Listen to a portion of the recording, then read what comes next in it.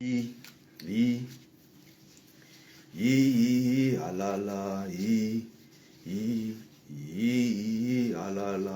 alala, mlangu sizulu, mlangu etilongweni, bawalutuli, nisoke, mlangu sizulu, mlangu etilongweni, bawa Afrika, nisoke, washeli bongi etilongweni, washeli bonge kwana, washeli bongi etilongweni, washeli bonge kwana. Hommage à Myriam Makeba, notre mère. Cette chanson est intitulée To Those We Love. Elle rappelle la grande histoire de l'Afrique du Sud en saluant les grands hommes qui ont écrit l'histoire de ce pays. Elle salue Nelson Mandela, elle salue Walter Sisulu, elle salue Albert Luthuli, elle salue tous ces géants qui ont fait l'Afrique du Sud. De Govan Mbeki, Steve Biko, de tous ces géants, je vais citer qui, Winnie Mandela, Elisabeth,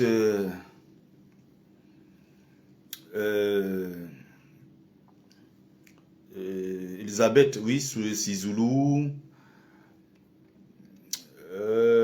Winnie Mandela, je l'ai cité, Ruth First, Dulcie September. D'ailleurs, Dulcie September à l'époque avait été assassiné ici à Paris, au 28 à la rue des Petites Écuries, au métro Strasbourg-Saint-Denis. Une grande dame de l'histoire de l'Afrique du Sud qui à l'époque détenait des grands secrets, n'est-ce pas, sur les possessions d'armes et les livraisons d'armes de la France en direction de l'Afrique du Sud pour participer ici au massacre. Dulcie September, pour toutes ces raisons et toutes ces informations qu'elle détenait, avait été piégée à Paris, juste à côté du siège de l'ANC, à l'époque au métro Strasbourg-Saint-Denis, où l'illustre porte-parole Olivier Tambo avait passé pratiquement 30 ans en exil et une bonne partie, n'est-ce pas, de sa vie, il était à Paris. Ça fait penser à Breitenbach, ça fait penser à qui est mort récemment, ça fait penser à Bram Fischer, ça fait penser à tous ces gens, voilà, au père, n'est-ce pas, au père, à Cyril Ramaphosa qui est là actuellement au pouvoir, au père, à Govan Mbeki, le père de l'ancien, n'est-ce pas, Ntabo qui avait dirigé l'Afrique du Sud. Ça fait penser à Robert Mangali Sobukwe, ça fait penser, voilà, à tous ces gens-là. Tous ces gens qui étaient tombés au front, n'est-ce pas, y compris, hein, tous ces gens, tous ces combattants, que ce soit de l'ANC, que ce soit de Lumkonto Wesizwe, qui était le mouvement, la partie radicale, n'est-ce pas, de l'ANC de l'époque, créé d'ailleurs par Nelson Mandela, qui s'était radicalisé et qui avait mis sur pied le mouvement Umkhonto Wesizwe. Les géants également, en dehors de Myriam Makeba, qui a connu l'exil pendant plus de 30 ans. Il y a eu son mari, Hugh Masekela, également qui a connu l'exil et qui était aux États-Unis d'ailleurs, qui avait rédigé l'hymne national, n'est-ce pas, des Black Panthers, qui a lutté auprès de Sandra Smith aux États-Unis, et tous ces gens-là, à l'époque même d'ailleurs de Fela Ramson Anikula Pokuchi, qui était en Afrique, qui était aux États-Unis à l'époque, et tous ces noirs-là venus d'Afrique, hein, il y avait un mouvement, n'est-ce pas, des Africains qui fuyaient les dictatures et qui se rendaient du côté de l'Amérique et qui participaient à la lutte étant là-bas, comme il y avait également ceux qui quittaient l'Amérique à cause de toutes ces mêmes violences-là et qui se rendaient, n'est-ce pas, en Afrique, d'autres parce qu'ils fuyaient des violences, d'autres parce qu'ils venaient contribuer à la lutte, n'est-ce pas, pour la libération de l'Afrique.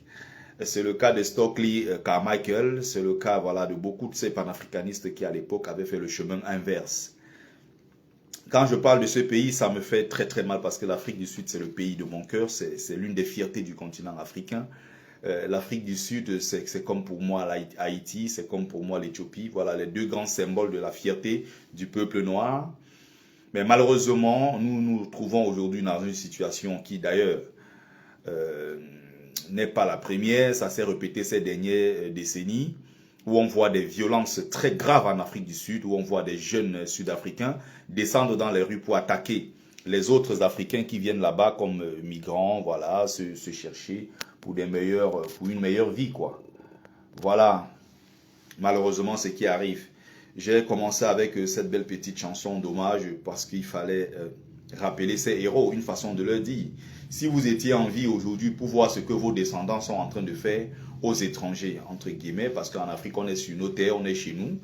Si les Mandela étaient vivants pour voir ce que leurs descendants aujourd'hui, les Hariguara, les Efania Motopeng, tous ces géants-là qui se sont battus pour l'Afrique du Sud, s'ils étaient en vie aujourd'hui pour voir ce que leurs descendants sont en train de faire aux autres immigrés africains qui viennent se chercher sur une terre sud-africaine qui est la nôtre, qui est notre terre. Je n'en reviens pas en regardant ces images. J'ai très peu de temps, j'aurais pu organiser les lives là-dessus depuis quelques jours, où je vois des violences qui se multiplient en Afrique du Sud contre des Zimbabwéens, contre des Nigérians, contre des Camerounais, Congolais, contre des Zambiens, voilà, des Tanzaniens et des gens qui partent un peu de partout pour venir se chercher en Afrique du Sud. C'est triste, pourquoi? Parce que ce pays est un pays important pour l'histoire de notre continent, pour l'histoire même d'ailleurs globalement du peuple noir. On ne peut pas être sud-africain et repousser les gens sous prétexte qu'ils ne sont pas sud-africains, sous prétexte qu'ils n'ont pas la nationalité ou qu'ils viendraient d'ailleurs. C'est une insulte, n'est-ce pas, à tous ceux-là qui sont morts, qui ont fait le sacrifice pour un pays qui s'appelle l'Afrique du Sud. C'est très important. Pourquoi? Parce que ces jeunes aujourd'hui, et justement c'est à ce niveau-là que la révolution qui aurait dû se faire dans l'éducation notamment, a échoué après l'arrivée de Nelson Mandela au pouvoir. Il était question de sortir des jeunes, n'est-ce pas, alors après la destruction de tout ce qui était Bantoustan, il était question de sortir tous ces jeunes-là des rues, les sortir des ghettos, n'est-ce pas, pour les scolariser, pour éviter des violences, pour éviter que, n'est-ce pas, la société s'enlise complètement dans les violences, sombre dans la drogue. Malheureusement, ce travail n'a pas été fait en Afrique du Sud et ça donne le résultat que nous voyons aujourd'hui. C'est-à-dire que vous avez donc des jeunes sud-africains qui sont sans culture, sans éducation, qui n'ont pas eu le temps de se former, qui n'ont parfois pas de quoi manger, qui vivent dans l'extrême pauvreté. Et au lieu de s'en prendre à ceux qui sont à l'origine de leur misère, c'est-à-dire les dirigeants sud-africains, commençant déjà par eux-mêmes, les responsables qui sont les responsables, et la première chaîne, la deuxième chaîne, la minorité blanche qui a pris complètement toutes les richesses du pays.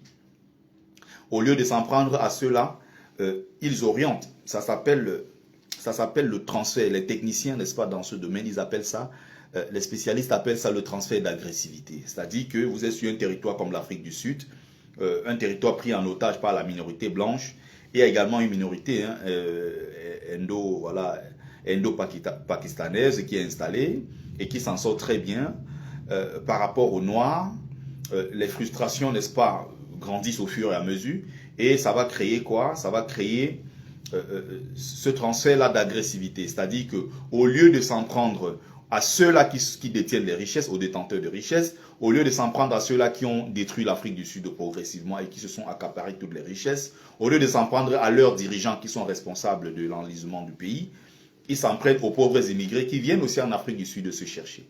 C'est malheureux, pourquoi? Parce que l'Afrique du Sud a bénéficié des soutiens, je dis bien des soutiens constants de plusieurs pays africains et même d'ailleurs d'autres pays dans le monde qui n'étaient même pas des pays africains, mais qui se sont battus pour l'Afrique du Sud. L'Afrique du Sud, quand on l'appelle aujourd'hui pays arc-en-ciel, est un pays qui a bénéficié de l'aide des pays parfois qui n'avaient rien à voir avec le peuple noir. C'est pour ça que après sa sortie de prison, Nelson Mandela s'était battu. Il a fait plus de 2000 km en voiture pour aller remercier Muammar Kadhafi. Pourquoi? Parce que Muammar Kadhafi fait partie de ceux-là qui avaient financé, n'est-ce pas, la révolution sud-africaine. Muammar Kadhafi avait financé à plusieurs reprises Nelson Mandela. Ça, on parle des gros montants, on parle des plus gros pourvoyeurs, Muammar Kadhafi. Même si on va mettre une petite parenthèse, c'est qu'à côté, le souhait de Muammar Kadhafi était d'imposer, n'est-ce pas, à Nelson Mandela, c'était conditionné en tout cas, il fallait que Mandela se retourne contre les juifs d'Afrique du Sud et les chasse. Justement parce que ceux-là étaient dans des secteurs clés comme le nucléaire et c'était eux qui possédaient les armes de destruction massive en Afrique du Sud avant la prise du pouvoir par des Noirs, donc notamment Mandela qui arrive au pouvoir, le tout premier Noir. Et ce qui va se passer, c'est que par la suite, ils vont transférer ces armes-là en Russie, une partie en Israël et aux États-Unis pour éviter que les Noirs, une fois au pouvoir, les utilisent, n'est-ce pas, contre la minorité blanche. Donc, Nelson Mandela a fait le tour du monde pour rencontrer les différents pays, pour espérer, n'est-ce pas, récolter des fonds. Et d'ailleurs, c'était un travail qui était fait à l'époque par le porte-parole, qui était l'un des grands médiateurs également pour des causes africaines. Olivier Tambo, qui s'est déplacé de pays en pays et qui allait dire que l'Afrique du Sud est en difficulté. Nous avons besoin de vous parce que vous êtes nos frères africains. Le Burkina Faso à l'époque, qui était un pays très pauvre, très pauvre à l'époque, Sankara avait donné 17 Kalachnikov. 17 Kalachnikov, Sankara avait donné lors de la tournée de Nelson Mandela pour lui dire, nous sommes pauvres ici au Burkina, nous n'avons pas grande chose, mais voilà ce que nous vous donnons comme cadeau. Alors prenez ceci, allez combattre ceux-là qui sont contre les libertés des Africains. Pour que la libération de l'Afrique du Sud se passe, il a fallu une grande bataille, la bataille de Cuito Canavale. La bataille de Cuito Canavale, c'était des soldats qui sont venus de partout. C'était des soldats noirs qui sont venus. Pour certains d'ailleurs, majoritairement, ils sont venus de Cuba. Donc imaginez un pays qui est très loin de l'Afrique. Mais Fidel Castro de l'époque avait mobilisé ses troupes pour renforcer sur le terrain. Et la grande bataille va aboutir à la libération de l'Afrique du Sud et des pays voisins. Pendant que l'ANC souffrait, pendant toutes ces années de disette de l'ANC, le terrain d'entraînement où les soldats de l'ANC, du mouvement révolutionnaire qu'on appelle le Umkhonto we Sizwe, pour que ce mouvement-là se fasse, pour que n'est-ce pas, les luttes se mènent sur le terrain, il fallait un pays de repli, il fallait des camps d'entraînement de tous ces soldats. Le pays qui accueillait tous ces soldats s'appelait la Zambie. Le président à l'époque s'appelait Kenneth Kaunda. Et c'est Kenneth Kaunda qui va servir, qui va laisser, n'est-ce pas, l'espace dans son pays pour former les soldats sud-africains qui vont se battre. Et ce n'était pas que des soldats sud-africains, c'était des gens qui venaient du Zimbabwe, il y avait des Zambiens parmi, il y avait des gens qui venaient un peu de partout. Et c'est de là-bas que les luttes, n'est-ce pas, les gens s'entraînaient pour aller mener des opérations sur le terrain sud-africain, pour la libération de l'Afrique du Sud. Ça veut dire que les dirigeants successifs sud-africains ont échoué parce qu'ils n'ont pas pris le temps de transmettre aux populations sud-africaines en leur disant vous êtes libérés aujourd'hui, pas grâce seulement à vous Sud-Africains, certes vous avez, n'est-ce pas, payé le plus lourd tribut, mais n'oubliez pas qu'il y a des gens qui sont venus du Zimbabwe, il y a des gens qui sont venus de Zambie, des gens qui sont venus de Cuba, il y a des gens qui sont venus des volontaires qui partaient de partout dans le monde et qui se dirigeaient en Afrique du Sud.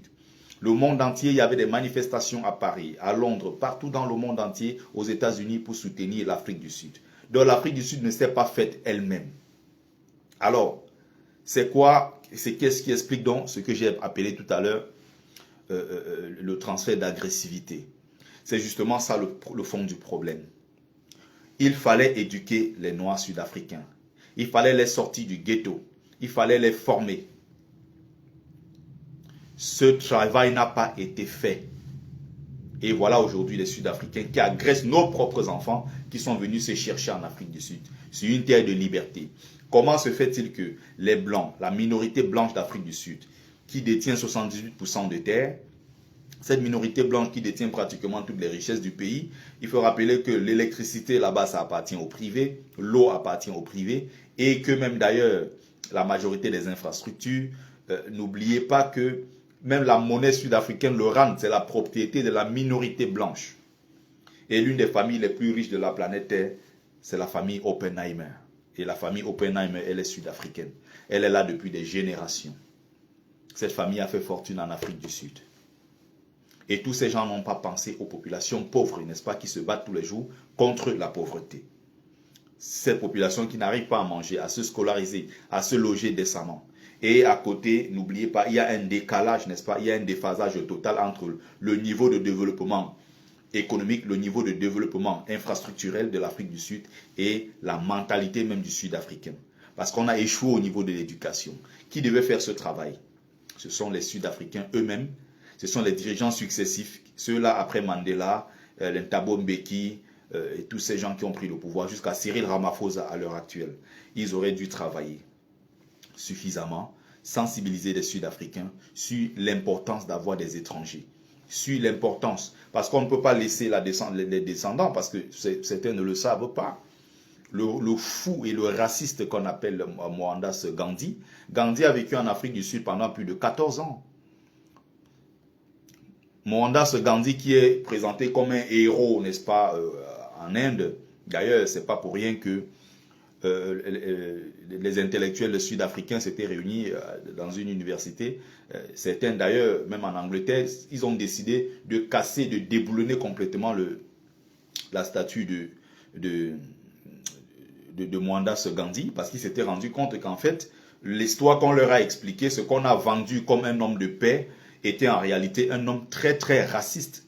Et donc Mohandas Gandhi était un fou raciste qui pendant 14 ans en Afrique du Sud, pendant son passage en Afrique du Sud, 12 à 14 ans, il a milité pour les droits des descendants indiens sud-africains, des descendants indiens. Et d'ailleurs, il était pour le mariage interethnique. Il avait strictement refusé les mariages entre Sud-Africains et Indiens. Il était l'avocat qui défendait les causes de sa communauté. Il était en Afrique du Sud uniquement pour sa communauté et ne s'est jamais mêlé à la lutte des Noirs. Il était contre les mélanges, contre les métissages. Et il y a jusqu'aujourd'hui en Afrique du Sud une minorité indienne qui est là depuis des siècles, amenée par des colons anglais, comme on peut voir aujourd'hui au Kenya. Il y a également au Kenya les descendants d'indo-pakistanais. Ils sont plus de 100 000 au Kenya. Et ils ont d'ailleurs formé, l'ancien président les avait reconnus comme étant la 44e tribu du Kenya. Mais pendant ce temps, cette minorité indo-pakistanaise fait fortune au Kenya. Ils gagnent beaucoup d'argent, ils ont des commerces, ils ont des quartiers entiers au Kenya. Pendant ce temps, il y a des batailles entre les Luos et les Kikuyu et des populations voilà, qui se battent dans des batailles ethniques. Les autres viennent faire fortune sur notre propre territoire pendant que nous nous battons dans des affaires de tribalisme. C'est ce qui se passe exactement en Afrique du Sud. Vous avez encore des affrontements dans des anciens Bantoustans, dans des quartiers les plus compliqués, dans les townships si vous voulez, qui existent encore malheureusement en Afrique du Sud. Vous avez des batailles entre des gangs, vous avez des batailles entre des tribus. Hein. Encore aujourd'hui, on voit des Kossa qui se battent, d'autres qui se battent en face contre les Sesotho, d'autres s'appellent les Zoulous et autres. Alors que, entre-temps, vous avez sur place, n'est-ce pas, en Afrique du Sud, des Blancs qui font fortune. Vous avez des Indiens qui de plus en plus sont en train de prendre vraiment de l'épaisseur sur le terrain économique. Et une communauté qui a décidé de se replier sur elle-même pour travailler et fermer les portes aux autres. Ils ont refusé de fondre dans la masse. Je parlais de Dulcie September qui avait été assassiné ici en 88. Dulcie September, devant le métro Strasbourg-Saint-Denis. C'était une militante pour les droits en Afrique du Sud. Elle avait été assassinée ici à Paris. Voir aujourd'hui l'Afrique du Sud se déchirer entre Africains est une honte. Pourquoi? Parce que ce pays a tout reçu des autres pays africains. Il y a eu des congrès, des conférences à travers le monde pour dénoncer ce qui est arrivé en Afrique du Sud. Il y a beaucoup qui ont quitté des pays africains, des pays parfois lointains, et qui ont accepté d'aller mourir en Afrique du Sud parce qu'ils se battaient pour la libération de l'Afrique du Sud. Les financements sont arrivés là-bas venant du Congo. Les financements qui venaient de tous ces pays-là. Et Mandela faisait le tour. D'autres qui donnaient des armes, d'autres qui donnaient de l'argent et autres pour soutenir la guerre en Afrique du Sud contre la minorité blanche qui avait pris le pays en otage pendant des siècles. Il fallait mener cette bataille pour libérer l'Afrique du Sud. L'Afrique du Sud va finalement se libérer. Mandela va arriver au pouvoir avec toutes les cassures et certains combats qu'il a pu mener à son époque et d'autres combats également qu'il n'a pas pu mener, il n'a pas su mener. la fracture reste encore, elle est très ouverte. Il faut que les Sud-Africains se mettent ensemble, avec les Africains de toutes parts, qui vivent en Afrique du Sud pour régler ce problème de façon urgente. Les autres ne peuvent pas venir faire fortune sur notre propre territoire, pendant que nous nous battons dans des histoires de tribus, de rentrer chez vous. L'Afrique du Sud, c'est pas fait pour les... Mais il y a pire.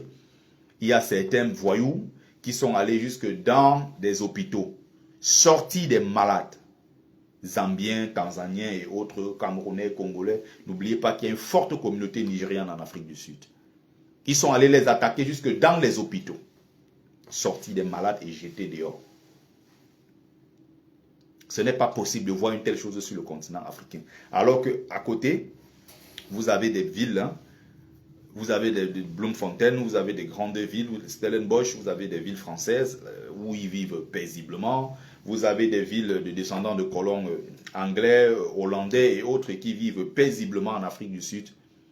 Mais entre nous, Africains, on se fait la guerre. Mais pourquoi ces mêmes Sud-Africains qui ont le courage d'attaquer les ressortissants africains n'ont pas le courage d'aller s'attaquer aux Blancs qui ont pris le pays en otage? C'est un problème de transfert d'agressivité. Mais pourquoi ces gens ne peuvent pas se mettre ensemble pour travailler, faire en sorte que la situation change? Ils ont opté pour la haine contre d'autres Africains qui sont venus se chercher en Afrique du Sud. Voilà le résultat. Voilà ce qu'on a fait, ce qu'on appelle l'après-apartheid.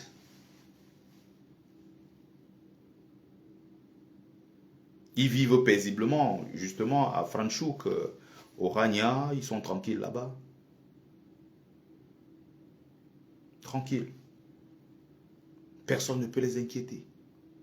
Ils sont comme des rois là-bas. Ils font ce qu'ils veulent. Vous n'avez pas vu la minorité blanche qui a quitté l'Afrique du Sud sous prétexte que voilà, il y avait trop de racisme, ils subissaient, elles subissaient, je ne sais pas trop quoi. Aller aux États-Unis, Donald Trump avait promis de les accueillir en grande pompe et tout. Et finalement, ces gens ont décidé encore de quitter les États-Unis pour retourner en Afrique du Sud parce que la vie là-bas aux États-Unis, elle est trop chère. Ils n'arrivent pas à très bien s'en sortir. Ils préfèrent retourner en Afrique du Sud, qui est un pays paisible où coule du miel, du sucre et tout ça. Voilà le travail qui doit être fait par des Africains sur leur propre territoire. Si nous ne nous mobilisons pas, si nous ne faisons pas ce qu'il y a lieu de faire pour nous faire respecter sur notre propre territoire, personne ne nous prendra au sérieux. Et c'est exactement ce qui arrive aujourd'hui avec ces Africains attaqués sur, ces ressortissants d'Afrique, un peu partout, attaqués sur le sol sud-africain, simplement parce que c'est la cible la plus facile à atteindre. Ces mêmes gens-là se lèvent le matin, ils vont travailler dans des maisons des Blancs, dans des entreprises des Blancs, et ils retournent chez eux dans les townships sans embêter personne. Mais quand il s'agit d'aller attaquer le noir à côté, ils sont très forts pour attaquer leurs propres frères qui sont noirs. Bonjour Lumina Sophie. Bonjour Ange-Marie Feuillou. C'est une insulte. À quel moment on s'engage à lutter pour notre dignité, nous, les Noirs? On laisse la minorité blanche, on laisse la minorité, on laisse des juifs, on laisse des minorités indiennes. On parle comme ça des gens qui parfois, lors de la lutte de l'apartheid, étaient des gens qui étaient renfermés dans leur communauté et qui ne s'étaient pas mêlés aux luttes des Noirs. Ils s'étaient protégés dans leur communauté alors qu'ils vivent sur le territoire.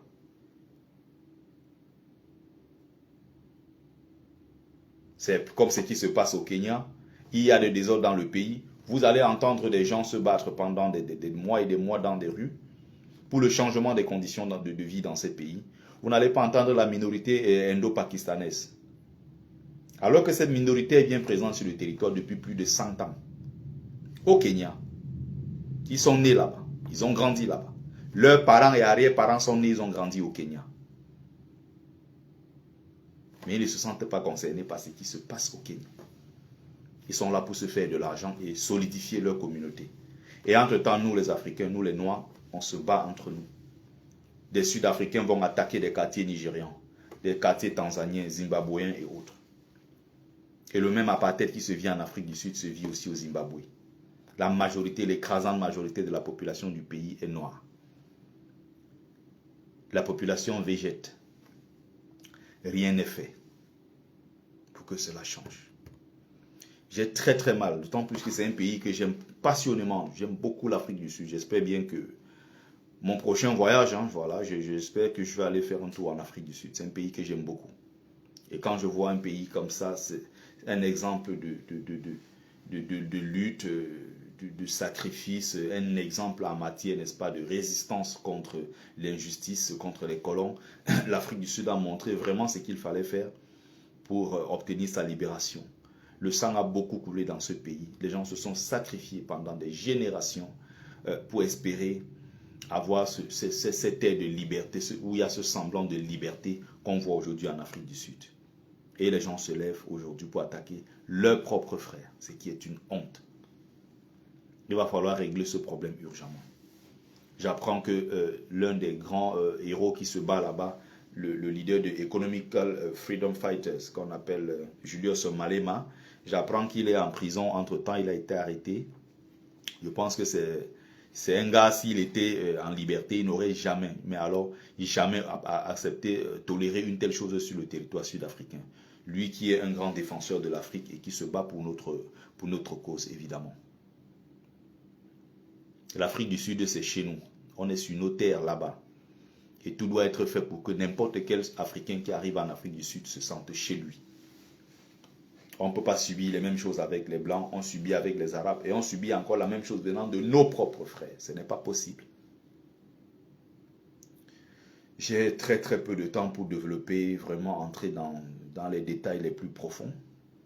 Dans les détails vraiment les plus profonds. Mais là, il y a quelqu'un qui remarque que je suis vraiment fatigué. J'ai eu une semaine très très difficile. Et jusque-là, bah, voilà, j'ai encore juste une journée de repos et puis je vais redémarrer. Je suis vraiment épuisé, mais bon, il va falloir s'accrocher. Quand on veut atteindre les objectifs, voilà, c'est comme ça. Merci, merci à ceux qui ont pris le temps de regarder ce petit live. C'était Bertie le Kamit, l'imperturbable négro-thérapeute, défenseur des causes justes qui avance malgré les vents contraires. En espérant que cette vidéo vous a plu. Vie, force, santé à vous, pluie des bénédictions ancestrales. C'était Mumbeso Mbumbon, grand notable Dieu que je suis, porteur propagateur du savoir ancestral, descendant de la dignité et de ceux qui n'ont jamais trahi. Otep, Otep, Otep. Allez, très bon week-end.